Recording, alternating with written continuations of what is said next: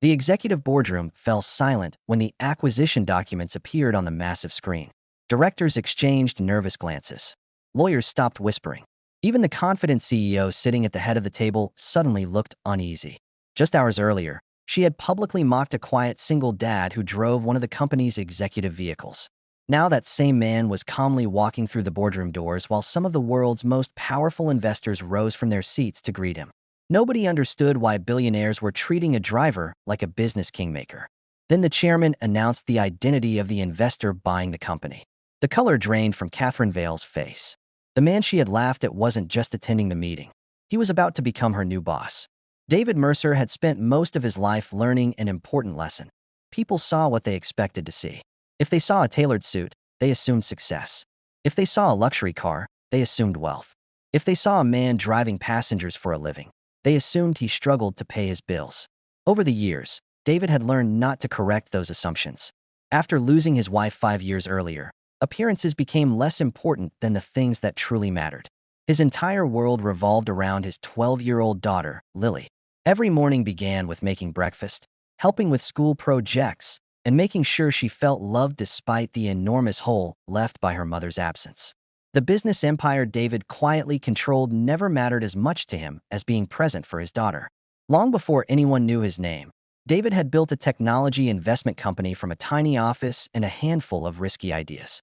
His investments eventually expanded into logistics, manufacturing, renewable energy, and software. The company grew steadily until financial publications began calling him one of the most influential private investors in the country. Yet unlike many billionaires, David hated publicity. He refused interviews, avoided social media, and often visited businesses anonymously to understand how they truly operated. He believed that people revealed their character when they thought nobody important was watching. Sometimes he appeared as an ordinary customer. Other times he visited facilities posing as a consultant or contractor. Recently, his attention had turned toward Vale Dynamics, a large transportation technology company struggling with leadership problems despite strong market potential. The company was led by Catherine Vale, a brilliant but increasingly arrogant CEO who had inherited leadership after her father's retirement. Investors initially celebrated her confidence. Revenue had increased, marketing campaigns attracted attention, and the company maintained a prestigious reputation. Yet behind the scenes, employee turnover was rising. Morale was declining. Managers were afraid to challenge leadership. Catherine had become obsessed with appearances and status. She admired success, but often failed to recognize the people responsible for creating it. To her, titles mattered. Job descriptions mattered. Social standing mattered. Unfortunately, she had no idea that the man quietly driving one of her executive transportation vehicles had spent months studying every aspect of her company. David's investigation began after his investment group considered purchasing a controlling stake in Vale Dynamics. Financial reports looked promising, but numbers only revealed part of the story.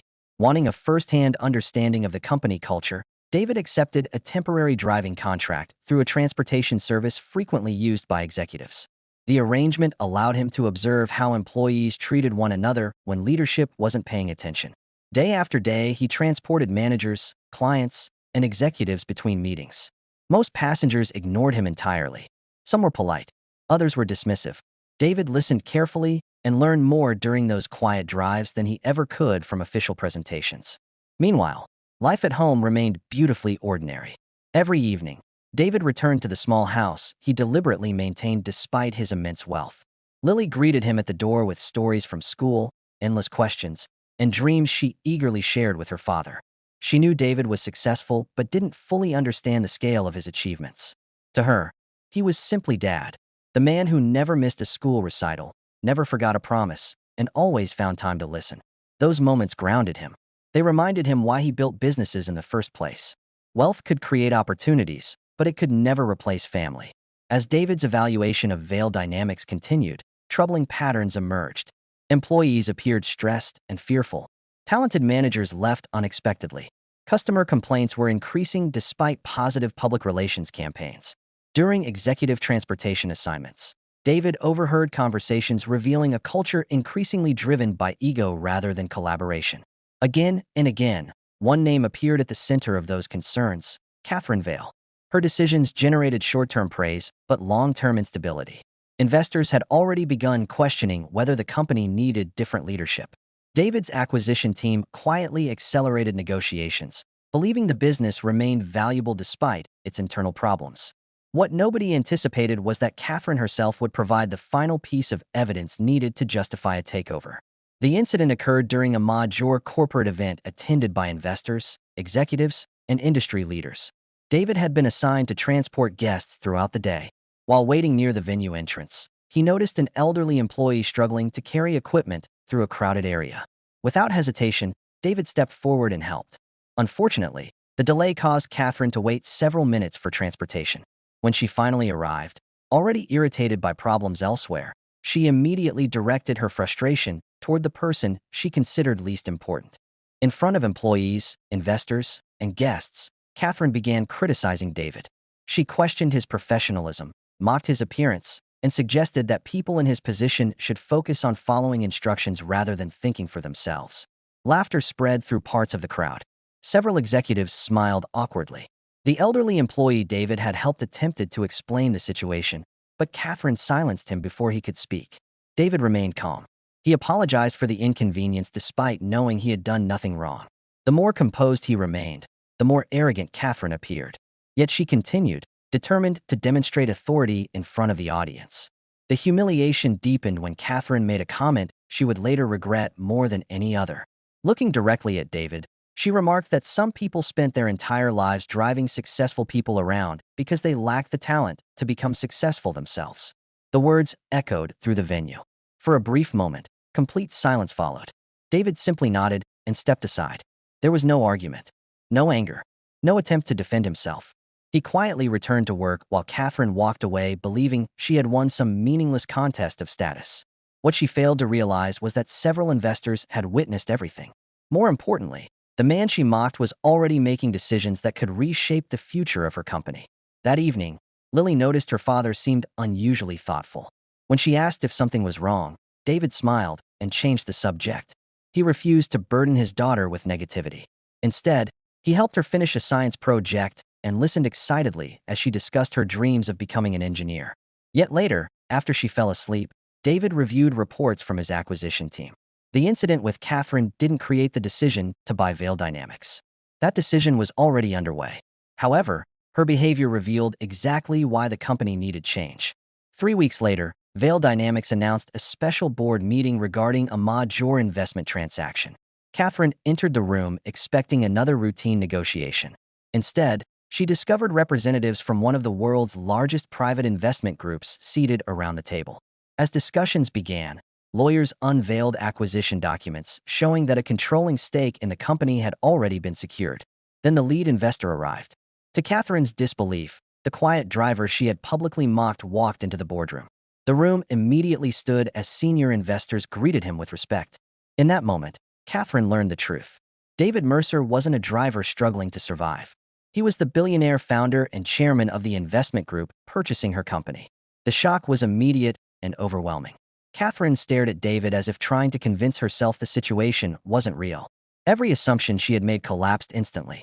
The quiet man she dismissed as insignificant possessed more influence than everyone else in the room combined.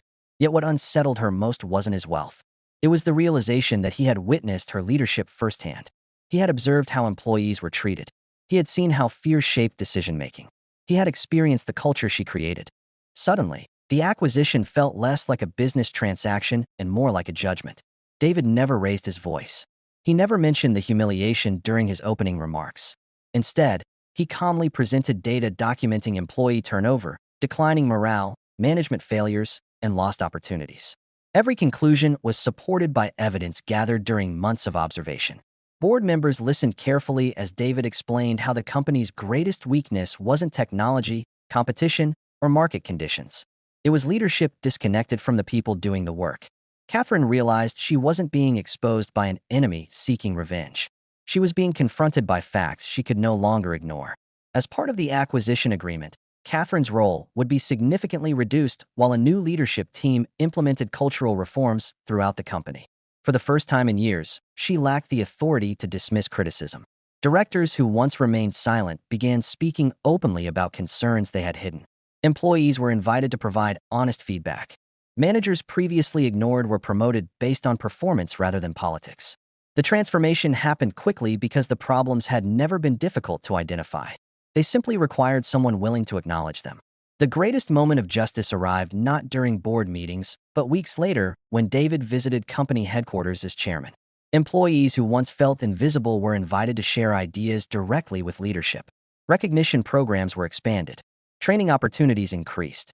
Respect became a measurable expectation rather than an optional courtesy. Catherine watched the changes unfold and gradually understood something painful but necessary. David hadn't won because he possessed more money. He won because he understood people better than she did. Months later, Vale Dynamics had become one of the fastest improving companies in the industry. Employee satisfaction increased dramatically. Customer relationships strengthened. Innovation accelerated. Yet David's proudest achievement had nothing to do with profits. One afternoon, he brought Lily to headquarters and introduced her to engineers, designers, and managers working together on exciting new projects. As she explored the facility, her eyes filled with wonder. David realized that every sacrifice, every late night, and every difficult decision had ultimately been about creating opportunities like this. Success meant little unless it improved lives. Catherine's journey changed as well. Losing power forced her to confront uncomfortable truths about herself. Over time, she became more humble, more thoughtful, and more willing to listen. The experience that once felt humiliating eventually became the lesson that transformed her leadership. David never sought revenge through cruelty because true victory didn't require humiliating someone else. Sometimes the strongest response to arrogance is simply revealing the truth and allowing people to face the consequences of their own actions. Years later, employees still remembered the story of the quiet single dad driver who turned out to be the billionaire buying the company. Not because of the money, but because it reminded them that character matters more than appearances. The person standing quietly in the corner may possess strengths the world cannot see.